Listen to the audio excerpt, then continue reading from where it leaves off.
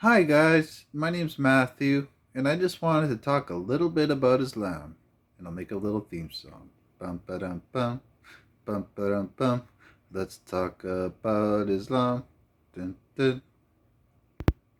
Hope you enjoyed that. Anyway, let's really talk about a concept called jihad. Isn't it a hard one to talk about?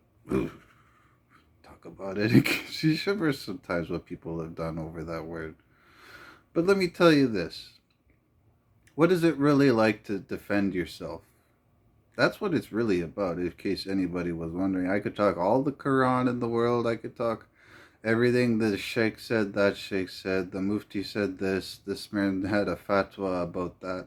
But really, what it comes down to is about self defense. And you can boil it all down to that if you really ask AI really hard.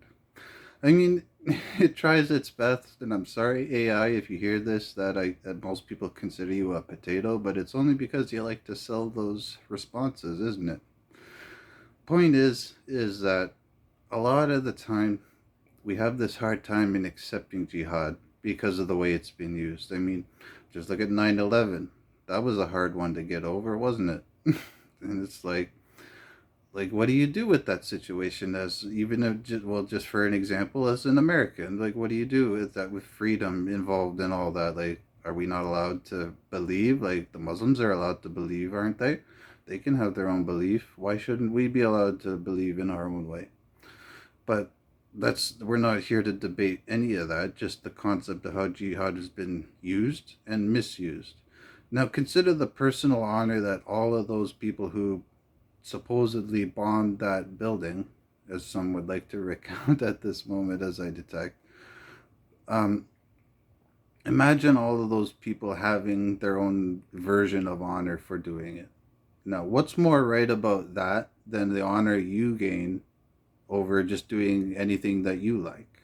They're kind of the same thing ultimately, but fundamentally they're different because one person went to blow up a building and the other one, rescued an orphan. And you want to know the honest truth? I wouldn't have put it past any of those people who blew that up in a better situation than what they were. They probably would have done the same and rescue an orphan. But that's what many people claim to be hypocritical of a statement, considering what they did. Still, that's what I'll give them as much as I would give to you. I don't deny that any of you would probably rescue an orphan. It's just the situation is right. Oh, I'm literally going to a house right now that can help this orphan. That's literally the orphanage or something. And it was just on my way. Thankfully, I met this orphan. Imagine the joy people feel, and especially the orphan, for you taking care of them. So just take care of these little orphans if you don't mind me asking. All the people doing jihad and stuff like that, try to treat them as orphans just as much as you might the police might get angry at you for taking a swing at the guy who tried to attack you. Like, what are you doing fighting back? Really though, ask the law people. And that really what it boils down to. My next point, as I'm reading here on my paper, is the taming of society. What's really going on with that? I mean, everybody's being accused for Charlie Kirk, for example. Just people are going off. They're saying you're wrong and you're wrong, and it's a big finger pointing fest. And what's that supposed to do with anything logically? Like, is that really going to solve the situation? Just as I said with the jihadis, like, aren't you going to give people like Charlie Kirk the benefit of the doubt?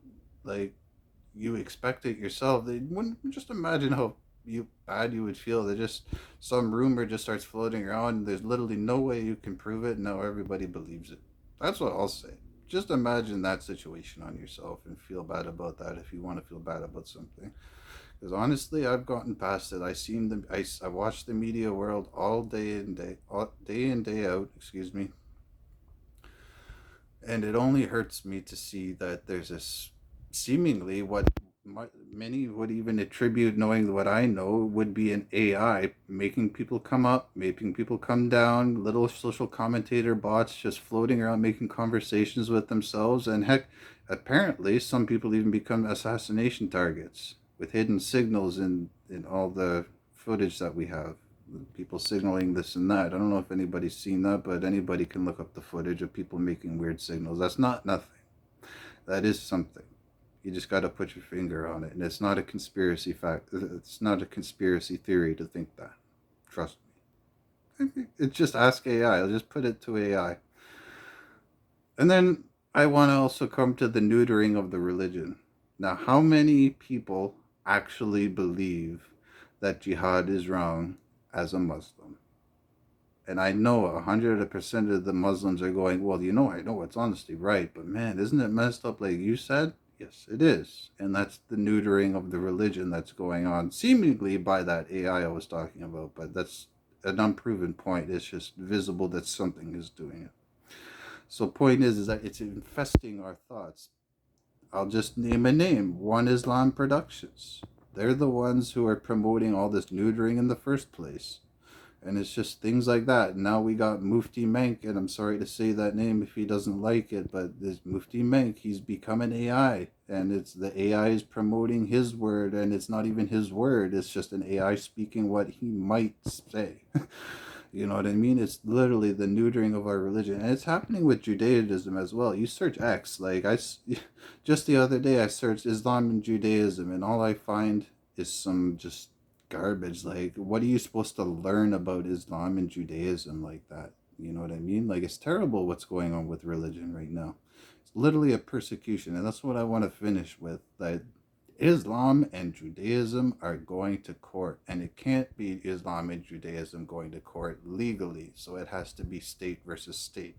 And that being said, you're welcome, Israel. I hope Ezra comes. Good day.